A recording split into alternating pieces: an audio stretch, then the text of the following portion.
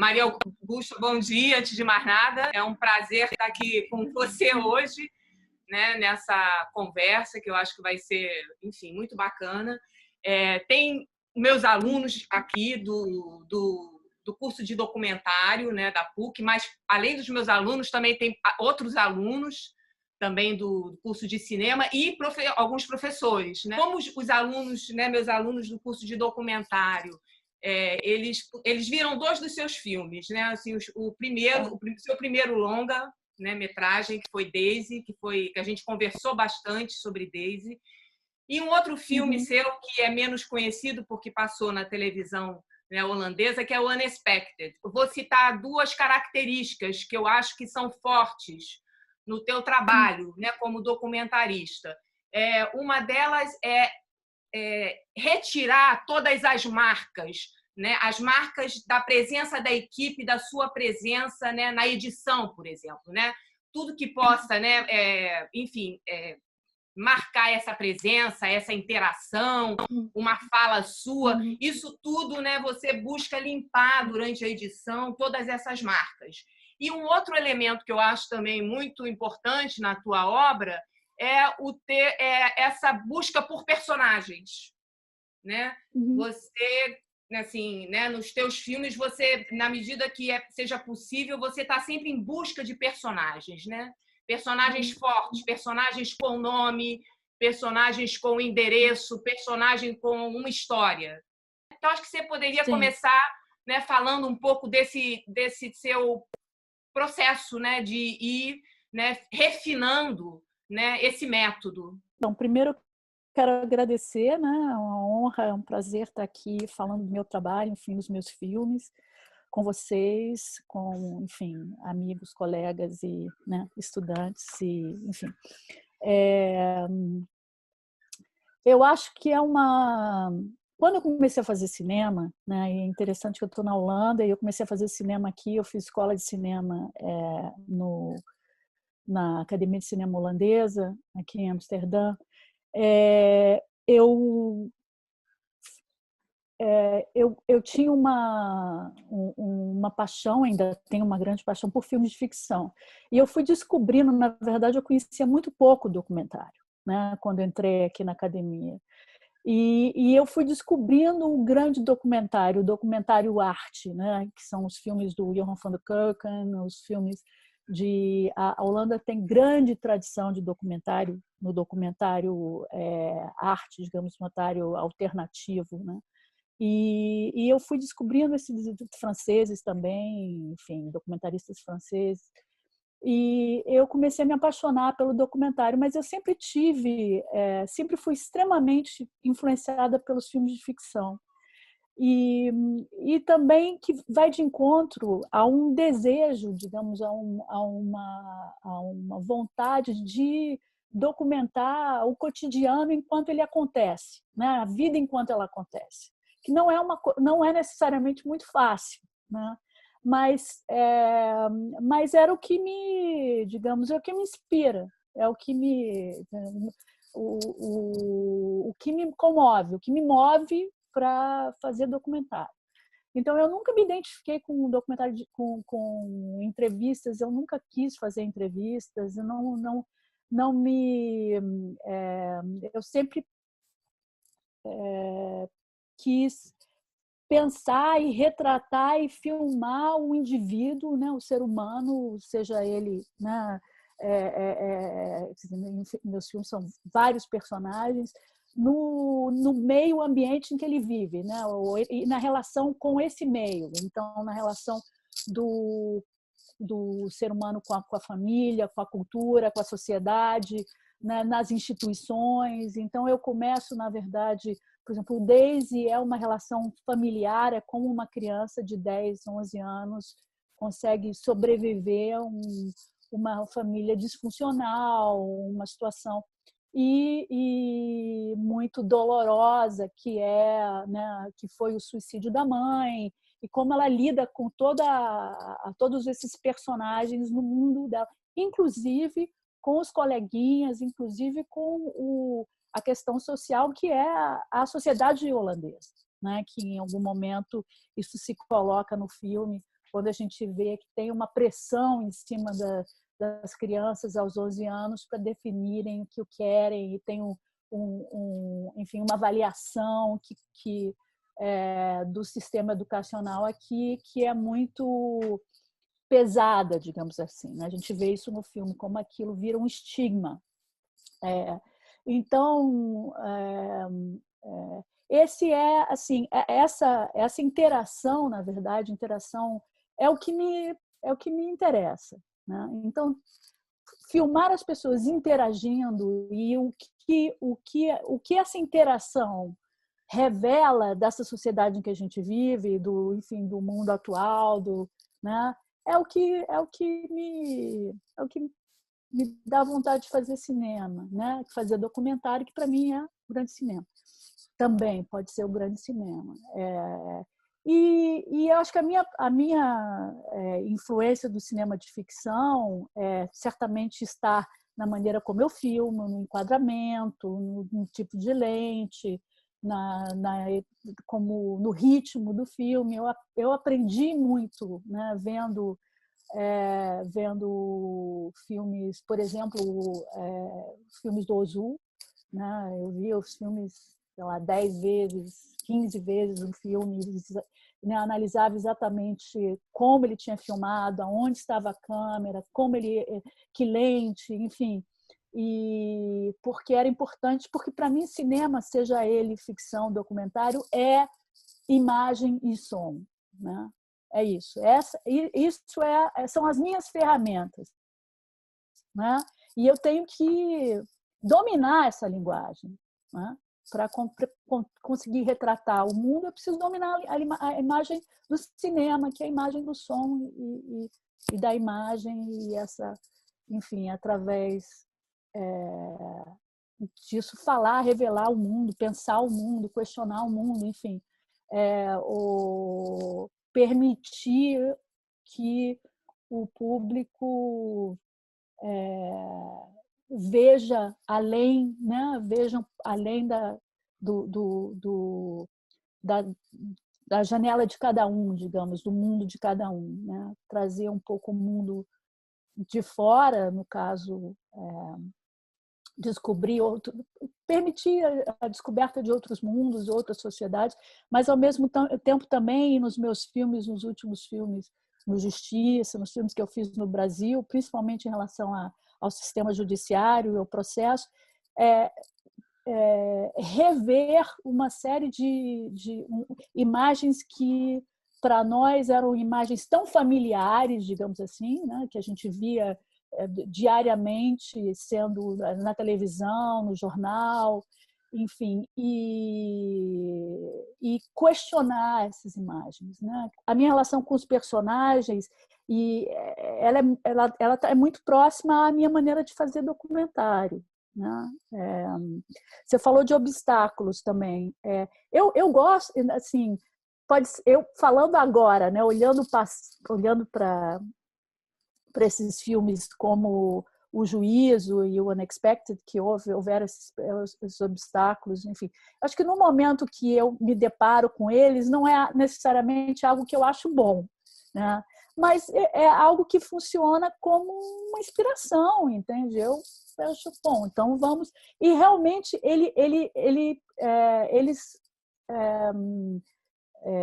eu acho que os obstáculos, eu acho que você, não só os obstáculos, mas também você, como diretor, se obrigar a fazer escolhas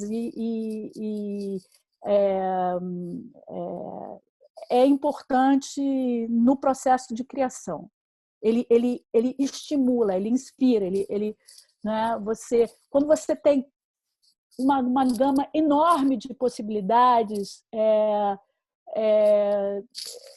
não dá nada, praticamente, entendeu? Eu acho que você não se obriga a fazer escolhas, essas escolhas são essenciais, porque você pode fazer tudo e, ao mesmo tempo, né, aquilo te impede de tomar de uma escolha, digamos assim. Eu acredito que escolhas ajudam a ver, né? Ajudam perceber essa realidade. Essa sua busca, né, pelos personagens, ele cria, de fato, uma empatia que faz o espectador se aproximar daquele mundo que está sendo revelado, seja o mundo da justiça, né, seja o mundo do processo, né, como a gente viu, né, nos teus filmes, seja o mundo mesmo ali, né, em Morro dos Prazeres, né, daquela comunidade, o Morro dos Prazeres em Santa Teresa. Então, e aí, né, só para pegar esse gancho, né, como é um filme muito calcado em personagens, né, me parece que é bom quando os personagens... Você falou de autenticidade.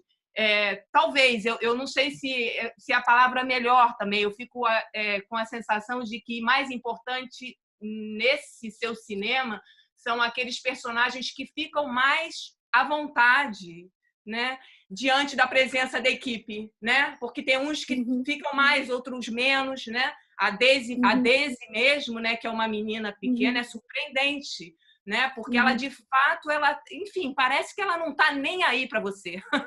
Então, é incrível como, né, isso cria uma força dramática, né, no documentário. Né? Estamos falando de documentário, mas estamos falando também de dramaturgia. Né? Então, Sim, claro. né, isso é Sim, interessante, claro. pensar, né, nesses personagens que ficam mais à vontade, como a Brulane, por exemplo, né, em Morro dos Prazeres. Brulane também, Sim. ela está ali, ela está aberta ao que é. Né? Sim, sim, sim. Mas porque, assim, quando eu falo de autenticidade, né, na hora na verdade, eu me refiro à autenticidade, assim, existem pessoas que têm uma autenticidade porque elas acreditam em que elas são. Não é? Elas têm uma segurança, independente de ser filmado ou não. Não é? Elas têm uma relação, digamos, de aceitação de si mesma. Né? Por exemplo, a Brulane é uma figura que ela se assume completamente e ela assume quem ela assume que ela é, né? Ela é gay, ela gosta de mulher e ela, enfim, a Daisy, ela também tem uma força, né? Ela tem essa autenticidade. Eu estou me referindo a isso. Eu acho que e são os personagens que são mais interessantes, né? Uma Glaze, é uma Daisy, é uma Brulane, né? É o Carlos Eduardo, é a mãe do Carlos Eduardo, né? A juíza do juízo. Enfim, é a juíza do Justiça, que é aquela figura super conservadora, né? A Fátima Clemente. Mas elas acreditam naquilo, né? Elas acreditam em que elas são, elas acreditam no que elas estão fazendo, elas acreditam que elas estão fazendo, né? Em cada palavra, em cada interação ali. E da mesma maneira, assim, o Carlos Eduardo, que pode estar mentindo ou não, né, para a juíza, mas ele está ali tentando salvar a própria pele, entendeu? E você sente isso.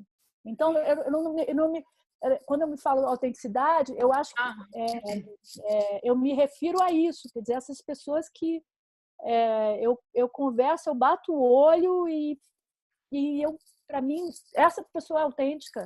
Entende? Então, imediatamente, ela vai funcionar. Né? É interessante. Puta, sabe o que eu acho que você está falando agora? Eu fico pensando também. Agora, uma coisa que eu nem tinha pensado, né? Mas você falando, eu acho que tem personagens nos seus filmes que fazem do filme um aliado, sabe? Assim. Né? Assim, eu acho que isso é forte, assim, quer dizer, oba, o cinema está vindo, então, sabe, ele vai me ajudar em alguma causa, de alguma forma, né? Então, eu acho que isso também o Carlos Eduardo em Justiça. Tem momentos que a gente vê claramente que ele acredita que a câmera ali ao lado dele está ajudando a causa dele, né? De alguma forma. Eu acho que, mal ou bem, todos eles têm, viu? A Daisy também tinha. E é importante contar com aliados, né? É importante para mim que eles se sintam aliados. Porque quando eu fui fazer o filme das crianças, que era o filme que acabou sendo o filme da Daisy, eu coloquei para eles, né, para as meninas, as 3 meninas, fiz a proposta, vamos fazer um filme juntas, eu estou fazendo um filme sobre a vida de vocês. Então, é um filme nosso, né? Então, a gente escreveu um roteirinho baseado no cotidiano delas, o que, que a gente vai filmar, o que, que você faz. Você vai na casa do avô, você vai na casa do avó, você tem hobby, você dança balé, você estuda não sei o quê. Gente, assim, o que é, o que a gente precisa filmar para retratar da melhor maneira possível a vida de vocês, porque esse é um filme de vocês, entendeu? Então, e elas entraram completamente na história. O filme era sobre 3 meninas, né? Que era assim, era a Daisy, que tinha um problema com a mãe, né? Que a mãe que não tinha, a mãe tinha morrido, enfim, suicidado. Aí você tem a Tainá, que é a melhor amiga dela e que tinha uma família, digamos, funcional, mãe, pai, irmão, enfim, carinhosos, pessoas que, né? E você tinha outra menina que você, na verdade, só vê no início do filme, que é aquela que está do lado direito da imagem, e que no filme ela acabou ela não foi aliada, digamos assim, né? Mas eu sempre desde o início acreditei que a Daisy que o filme seria sobre a Daisy, entende? Mas o projeto, o roteiro é em cima das 3. E aí ela enfim, foi mudando, a coisa foi se caminhando para um filme certamente muito mais sobre ela. Eu acho que não só pela história, mas, acima de tudo, pela personalidade, pela autenticidade, pela força dela.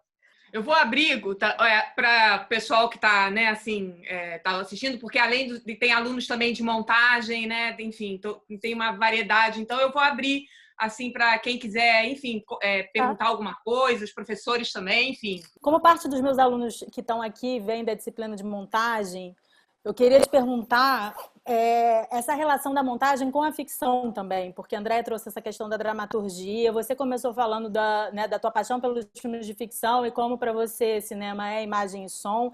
Então tem uma construção cinematográfica também.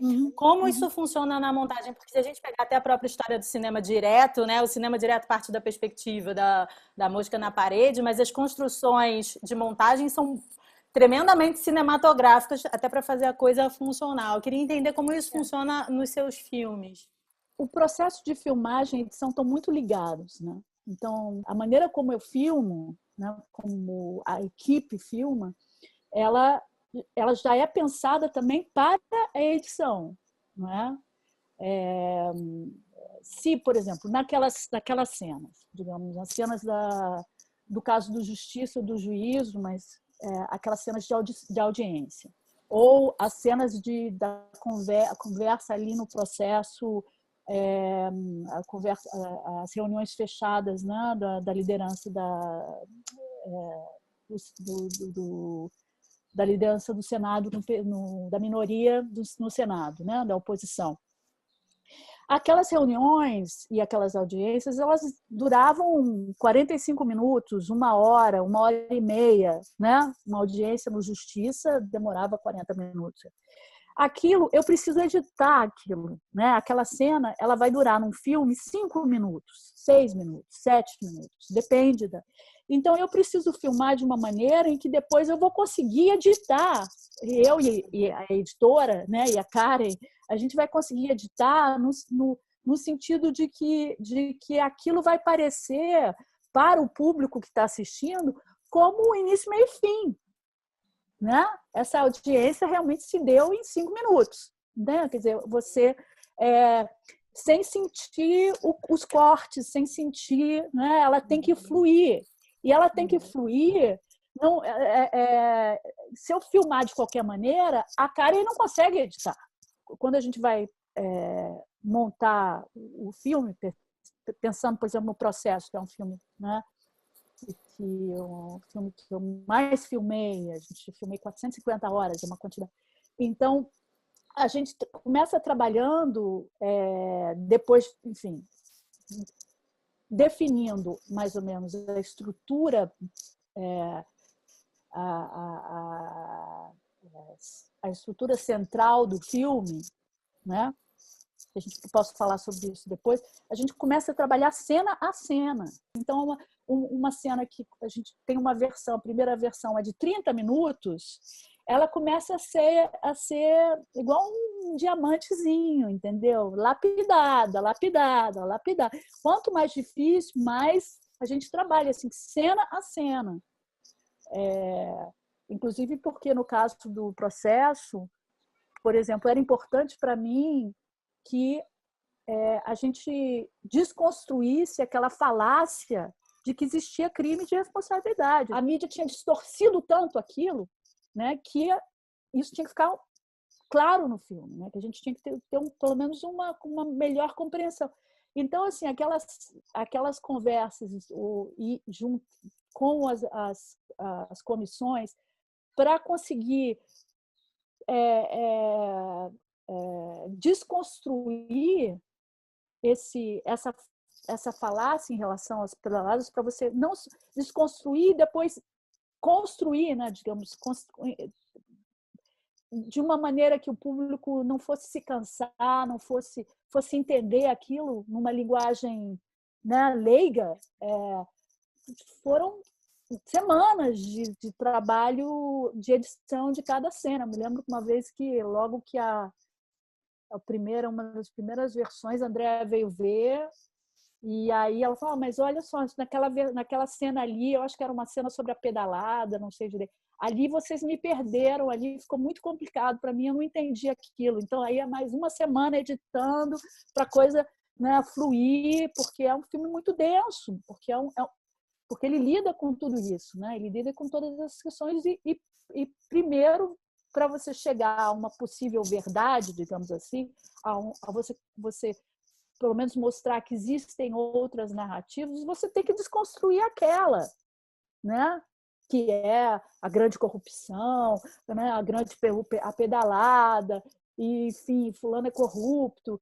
A gente tem que entender o que está em jogo ali. De alguma forma, a gente pensa no processo de montagem e de edição como alguma coisa que vem depois da filmagem, né? Então, o que você está dizendo agora é que, por exemplo, nesse filme, né, Justiça, talvez em Juízo também, quer dizer, antes mesmo de você começar a filmar, você já pensou e desenhou, não sei como é que foi esse processo, o tamanho dos planos na audiência, né? Como que seriam os tamanhos do plano que você ia filmar para que isso, então, pudesse funcionar na edição.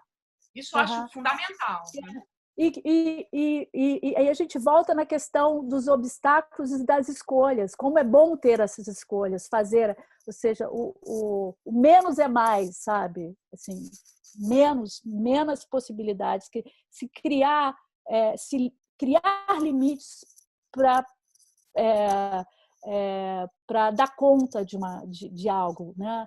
Então, no momento que a gente está filmando, não tem uma questão de o quadro é assim ou assim. Ele foi definido, né?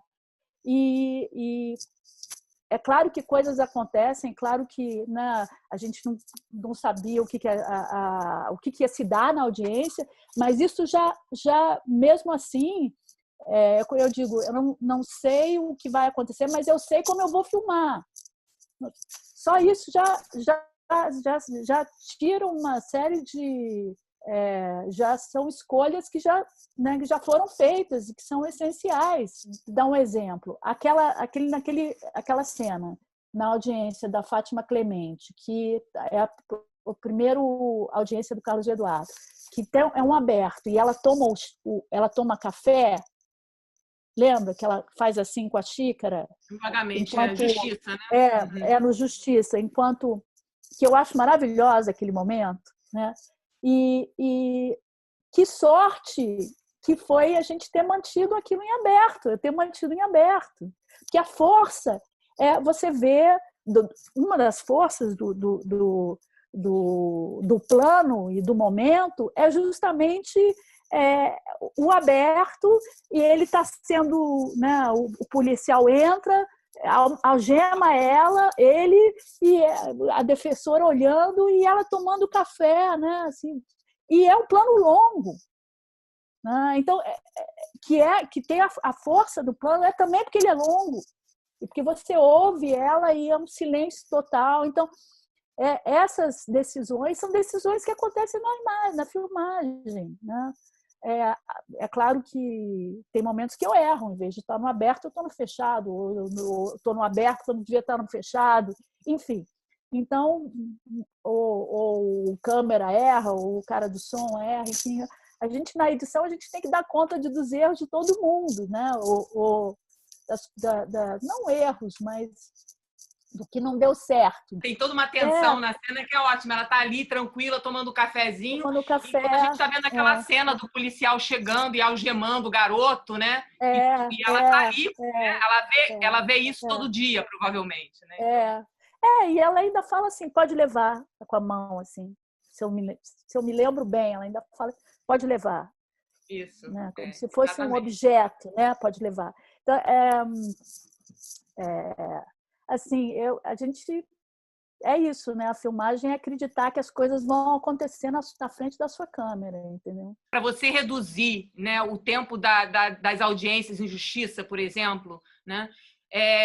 Você tem que dominar muito, né, o que está em jogo naquela audiência para você poder reduzir, né, aquele conteúdo sem causar nenhuma, né, sem fragilizar nem o discurso da promotoria e nem o discurso do réu, né? Quer dizer, para você chegar nessa síntese, né, tem que dominar bastante bem aquela história que está sendo contada ali, naquela audiência específica, né?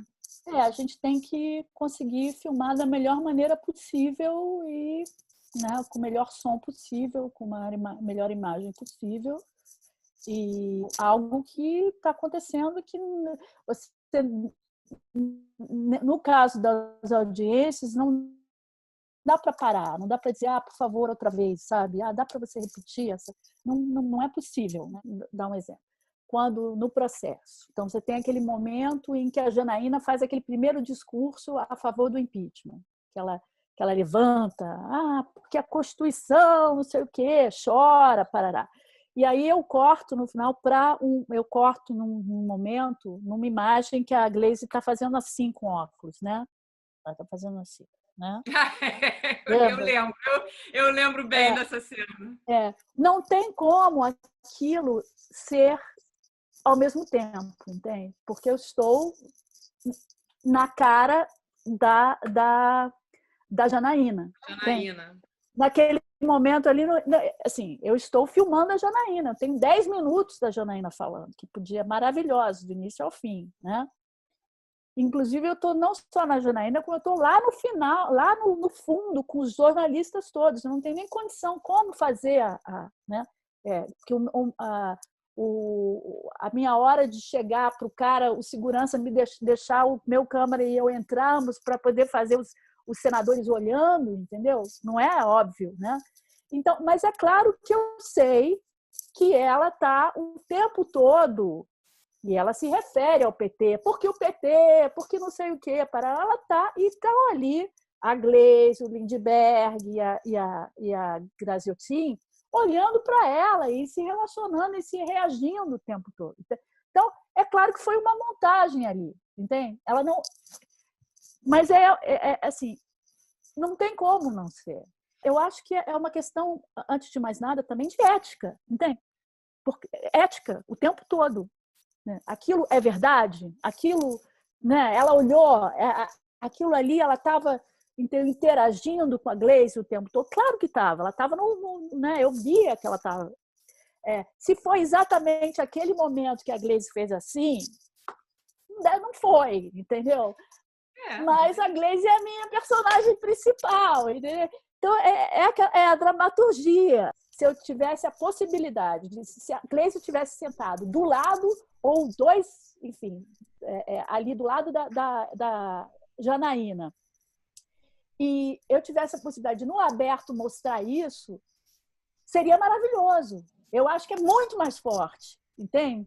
Eu acho que o aberto, não só o take longo, mas o take aberto, ele tem uma autenticidade inacreditável. Durante a filmagem, o tempo todo você está, não, será que eu fecho? Ou ou filmo junto, ou, né, assim, eu faço o tio shot do fulano, do José Eduardo Cardoso, com o ministro da Economia do lado, ou fecho nele, ou faço, sabe? Porque você nunca sabe o que vai acontecer, se o José Eduardo vai dizer, não é fulano, entende? Você consegue fazer uma coisa que, mesmo na ficção, é muito difícil, que é a pausa dramática, onde, mesmo a ficção, você está com aquela câmera buscando o diálogo do ator. Quem está falando, então o momento da fala, você estabelece que o diálogo é a coisa mais importante do filme. E, no entanto, toda vez que eu vejo um filme seu, eu saio com as pausas dramáticas. Eu saio com aquele momento que você consegue revelar daquele personagem um silêncio, mas é um silêncio muito enunciador, muito eloquente. Então, eu queria perguntar como é que isso se dá, tanto na filmagem quanto na montagem. Primeiro, assim, eu acho essencial o silêncio, né? Eu acho que o silêncio, a pausa nos filmes, são pausa no sentido de você, por exemplo, num filme como Justiça ou como com as audiências que são muito densas, você tem o processo que você, cada cena, são cenas que se fala muito e você tem que ouvir muito. São essenciais esses momentos de introjeção, entendeu? Do personagem, e também que você dá uma pausa ao público para ele como para ele refletir sobre aquilo que ele viu, né? Eu acho que é essencial nos meus filmes. Eu filmo muito as pessoas em silêncio. Às vezes até é difícil, porque a gente tem que dizer, não, agora eu quero que você fique 5 minutos em silêncio, por favor. Entendeu? Sim. Fique em silêncio. Eu fui também muito, quando eu comecei a fazer cinema, eu também fui muito influenciada pelos filmes da Chantal Akerman, né? Então, essa questão do espaço, principalmente, né? do personagem dentro do espaço, e da questão do tempo, né?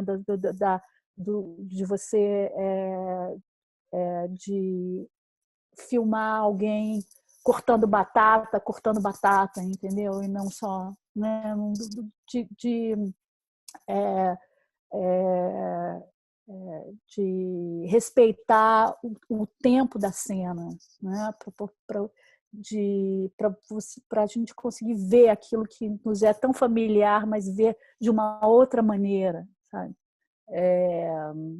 Eu, na verdade, por exemplo, os filmes, mesmo no processo, aqueles momentos de pausa, para mim, seriam muito mais longos, mas é um filme que tem 2 horas e 17 minutos, entendeu? A gente não tinha como manter, porque eu sinto ainda mais necessidade das pausas e dos silêncios, e principalmente quando são imagens com as cenas com os personagens, assim, a Glaze trabalhando, lendo, relendo o discurso, ou a Bruline fumando, sabe assim, eu acho que é um momento em que a gente, de uma intimidade com esse personagem que você vê no filme todo, e que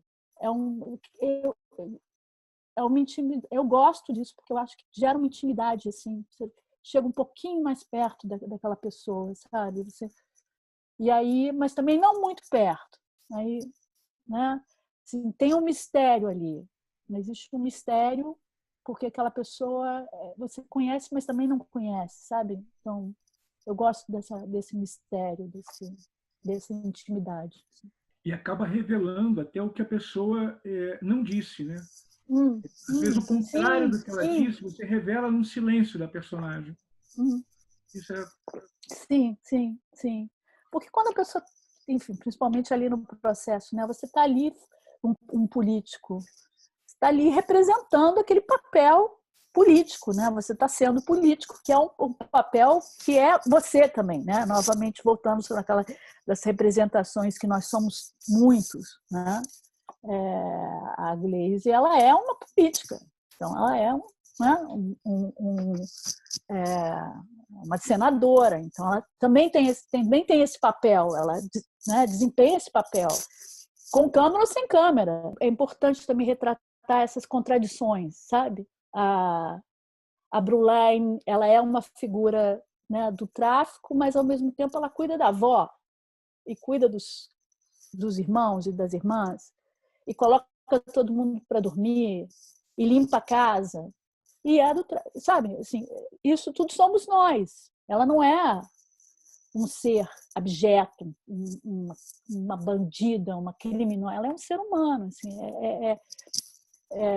esses momentos são importantes também para construir né, para a gente ter uma identificação, né, com o outro, né? No caso, nós, classe média branca, na Zona Sul, com a Bruline, né? Quem é essa? Diante de assim, depois de não só não conhecermos, como temos 1000 preconceitos, né? Tem, assim, idealizações do que é um jovem do tráfico, né? Que nos é pintado, nos é, né, diariamente, né, da mesma maneira como menor infrator. Bandido, tem que morrer, tem que matar, tem que... Né? E eu acho, Guta, isso interessante, né? Você está falando da Bruline. Bruline é a personagem, né, para quem não viu, né, do filme Morro dos Prazeres. E eu acho que esse também é um modo de você narrar e de dar ritmo, né, dramático, que é, assim, importante nos teus filmes. A gente vai se aproximando aos poucos do personagem. Né? Não é alguma coisa, você não faz nenhuma revelação bombástica, nenhum personagem conta um segredo para a câmera, quer dizer, não tem essa câmera, ela pode estar próxima, mas ela não é voyeurística, porque são nesses momentos em que muitas vezes, inclusive, não é só o silêncio, são os personagens esperando por alguma coisa, muitas vezes estão esperando pelo resultado de uma audiência, esperando, e esses momentos, né, desse silêncio, da espera, é onde nós, espectadores, a gente se aproxima do personagem, mas se aproxima sem necessariamente, enfim, não é uma aproximação que revele, tem uma opacidade, os personagens continuam opacos. E eu acho isso super importante, porque senão a gente poderia cair na coisa piedosa, né? Tadinhos, né? Enfim, eles são tão bons, eles são... Né? Então, eu acho que você se aproxima, mas nessa aproximação tem, ao mesmo tempo, uma distância. A gente não conhece totalmente os seus personagens, embora a gente possa estar próximo. Eu acho isso muito importante, né? Porque guarda, né, um pouco dessa intimidade, né? Não expõe tudo, não é um Big Brother da vida. Sim. E isso, se você dizer, né, que não é nem tudo dito, justamente, quer dizer, criar o espaço para a imaginação, né? Para o imaginário do público, né? Ele que vai projetar e vai olhar e vai se ver ou não se ver naquele ser humano ali que é o personagem do filme. Quer dizer, é dar espaço da mesma maneira em termos de tempo, né, de silêncio para ver, né, para usar a imaginação. Eu acho que apesar de que, assim, de que todas as pessoas, mal ou bem, eu acho que eu escolho também personagens que têm uma força, né? Assim, que não são tadinhos. Eu não, né? Por exemplo, a menina que não quer voltar para casa, sabe? Então tem uma coisa né, nas histórias, mas também no jeito dos meninos que eu escolho para fazer, para representar os garotos, né, os menores infratores. Tem uma coisa, né, de que tem uma apatia, mas ao mesmo tempo tem uma raiva contida ali, né? Eles sabem que eles estão sendo explorados, eles sabem que eles têm direito a mais. E aí, de fato, eu acho que o silêncio é um elemento dramático importante, né? Porque é uma câmera que está próxima àquele corpo, sem ao mesmo tempo o corpo não está revelando nada, você não pede para ele falar alguma coisa, falar no telefone, contar um segredo, né? Não, né? A gente está próximo, mas próximo até um certo ponto. Inclusive, quando você fala do Ozu, da Chantal Akerman, do próprio Robert Bresson, né? O silêncio, né, é um elemento muito importante, né, nesses filmes de ficção, né? Quanta coisa se revela num filme do Ozu, naquele silêncio, né? Ou então o ruído do vento, né? E naquele diálogo que não é falado pelo pai e pela filha, né? Que é um dos filmes clássicos dele, quer dizer, não precisa se dizer nada, mas aquele silêncio revela tudo, né? Então, é bem... Sim, É, sim, E acho sim. que Sueli, até, por exemplo, Kiarostami, Rossellini, toda essa ideia da construção do personagem que ele se revela nas pausas. Nas Muito pausas, menos sim, que sim, na sim. verborragia. Sim, sim. Sim, sim, sim. Posso fazer um comentário? E aí a gente pode até fazer essa coisa da música, né? E me perguntam por que não usar música. Porque, né? Porque o silêncio é absolutamente é a música. fundamental, né? Porque é fundamental. Os sons concretos são fundamentais. Porque 50% da realidade vem pelo som. Se eu tiro o som e ainda coloco uma música ali, eu estou distorcendo de uma maneira... Entende? Assim, se a questão já é trabalhar ali na fronteira documentário ficção, né? Você, diante digamos, da estrutura narrativa, né? E da dramaticidade e do trabalho de câmera, ainda tem que ter um cuidado enorme para aquilo para não perder essa autenticidade, né? E a música já é o chantilly é a cereja do chantilly né? Assim, não pode tem fazer tudo desandar, né? Tudo desandar. O Flávio trouxe o Ozu de volta e eu cito o Miyazaki, o diretor das animações japonesas. Em uma entrevista com o Roger Ebert, em 2012, o Roger Ebert fala sobre exatamente esse conceito de silêncio no meio de toda a ação que tem nas animações dele. E ele cita que isso na cultura japonesa tem um nome que se chama Ma, que representa vazio, que é algo que é da cultura deles mesmo. Então, isso torna realmente mais humano.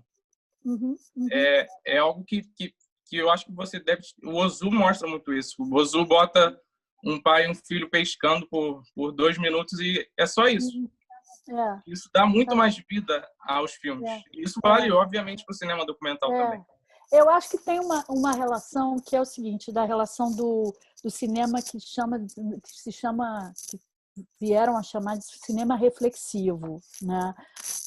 E o Ozu, o Bresson, o Dreyer mesmo Antonioni mas principalmente esses três são cineastas desse cinema reflexivo. Quer dizer, você não é só é uma proposta de cinema que se repete a cada filme, né? Quer dizer, a proposta do cinema é, principalmente no caso do Ozu e do Bresson, levar o público digamos, a uma situação de meditação quase, né? Existe onde o próprio ritmo do filme, como ele é editado, os tempos de cada plano, ele vai levando o público a uma sensação a uma paz reflexiva, entende? O próprio distanciamento a você ter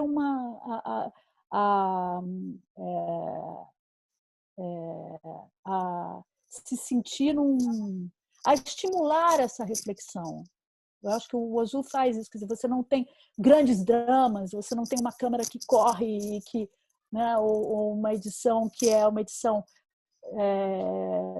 rápida e depois lenta e aí rápido outra vez. Você não tem grandes picos de dramaturgia, né? Na verdade, os filmes são filmes sobre o cotidiano de pessoas, de famílias de absolutamente normais, uma classe média japonesa tentando se adequar ao pós-guerra né, e as novas mudanças que a sociedade americana vai trazendo para, quer dizer, os dilemas entre a sociedade tradicional e os valores tradicionais japoneses e a sociedade moderna através de uma família normal, enfim, uma família funcional, né, do cotidiano. Então ele no caso do Ozu, né, ele desenvolve uma linguagem cinematográfica, né, uma forma cinematográfica, uma linguagem para captar isso, para retratar esse momento, né, para essa realidade. Eu tenho uma coisa que eu acho assim, maravilhosa na sua relação com os personagens, que eu queria que você comentasse isso, que é essa coisa da gente resistir à tentação de aproximação para além do necessário com o personagem, porque é uma via de mão dupla. Por um lado, você precisa da aproximação para ter o acesso, mas se você se aproximar demais, você estraga o filme. Então, por exemplo, na festa aniversário da Daisy, eu fiquei muito agoniada, pensando, meu Deus, eu não sei se eu teria conseguido deixar a situação chegar naquele estágio, mas eu acho que isso é o que faz a cena ser incrível.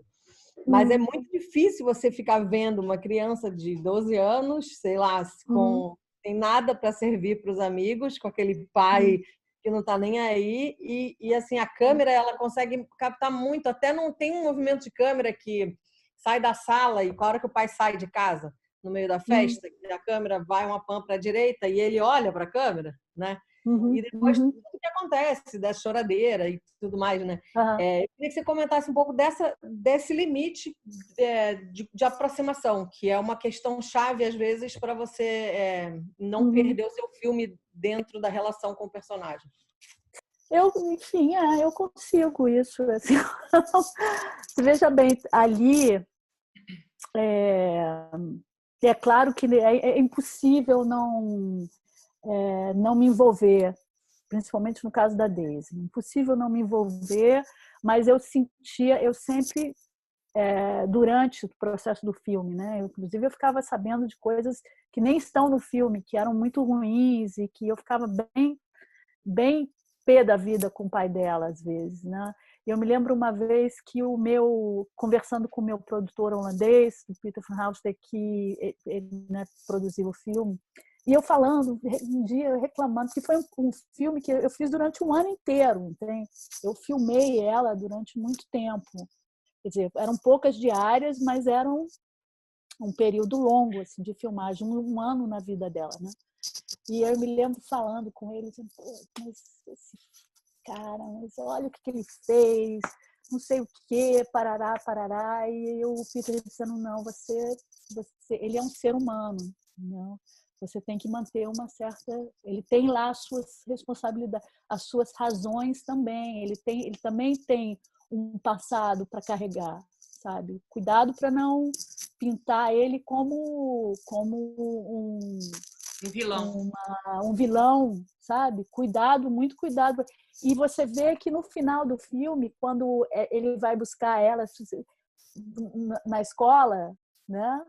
Não, ele vai levá-la na escola, no segundo grau, a última cena do filme, ele vai levá-la. Eu fiz questão que ele fosse levar. Eu fiz questão que tivesse aquela cena dele levando ela, entende? Porque ele é pai também. Ele é pai do jeito dele. Esse distanciamento também ele se traduz também na maneira de filmar, entende? Ele não só ele é um distanciamento para assim, emocionalmente não entrar no meio daquilo que está acontecendo, como também temos de linguagem de cinema, você entende? Eu acho que a gente se manter do lado de fora daquela ação, que é o que eu faço o tempo todo. A gente está sempre do lado de fora da ação, né? Grande parte. Você sente mais, você tem uma relação então você está observando e está refletindo muito mais que se você estivesse no meio da coisa, né? No meio da ação. Para fazer o que eu faço, é impossível eu simplesmente mandar um pesquisador e aí um dia aparecer e filmar. Isso não existe. Assim, eu tenho que construir uma relação de amizade com as pessoas, entendeu?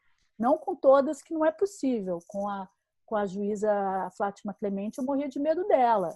Mas eu tinha uma relação tinha uma relação cordial com ela, mas eu tinha uma relação de amizade, como até tenho até hoje com a defensora pública, com o juiz Geraldo Prado, com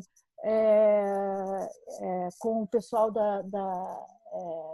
Morro dos Prazeres, sabe? Assim, eu preciso ir, ver, sentar, tomar um café, conversar, brincar com a criança, ouvir, dizer quem eu sou, entende? É um processo, na hora, assim, no caso do Morro dos Prazeres, muito complicado, porque a gente tinha que conversar com a pessoa, o representante da comunidade, entende? Então eu só consegui entrar naquela comunidade para fazer conseguir a participação, realmente conseguir ser aceita na comunidade, assim, a confiança da comunidade, porque uma das pessoas que era uma pessoa muito importante, assim, né, importante, uma mulher que é uma figura que batalha por direitos humanos, conhecia meus filmes, tinha feito Justiça, tinha visto o Juízo, então conversou com o Orlando, que é um dos personagens do Morro dos Prazeres, né, que é o carteiro, enfim. E eles foram conversar com o tráfico, né? Então a comunidade inteira sabia quem eu era, a comunidade inteira sabia quem era a equipe, que a gente não estava ali para falar mal entendeu? Para falar mal da comunidade, para falar mal, não era para apontar dedos, né? Da mesma maneira na UPP também eu passei horas conversando com as policiais femininas da UPP, ouvindo a experiência delas, como é que era estar ali, como é que era, porque eu acho que é importante, eu acho que nem todo policial é corrupto, sabe? Nem todo, sim,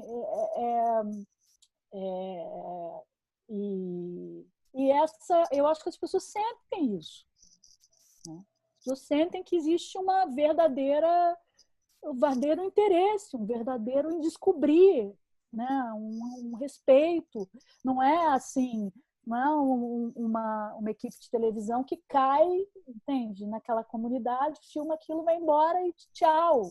Mas, assim, você e certamente com toda a minha, assim, sendo honesta em relação a toda a minha bagagem, né? Eu sou uma mulher branca de classe média, enfim, né? Que não tenho compreensão nenhuma daquela, quer dizer, naquele momento, e ainda não, né? Aquilo não é parte da minha vivência, não é parte da minha realidade, e eu acho que o filme tem que ser capaz, e novamente, a linguagem do filme, a linguagem, ela tem que ser capaz de retratar, mesmo que eu não seja, mesmo que eu e a equipe não tenhamos essa vivência, você entende? Sim. Eu acho que a imagem, é a forma do filme que é capaz de dar conta do mundo da Bruline sem que eu precise viver aquilo, entende? Na carne. Então, esse é o respeito. Queria agradecer muito, né, a tua presença aqui, agradecer também aos alunos, agradecer aos professores. Que bom estarmos juntos nesse momento que estamos todos tão distantes, né? Pois é. É sempre Mas bom. Que bom que a gente pôde fazer dessas 2 horas algo bacana, que rendeu bem. Olha, queria agradecer mais uma vez, Guta, obrigada, tá? Obrigada pela tua presença, obrigada a todos que participaram, tá? E, enfim, é isso, gente. Tchau para vocês. Obrigada. Tchau.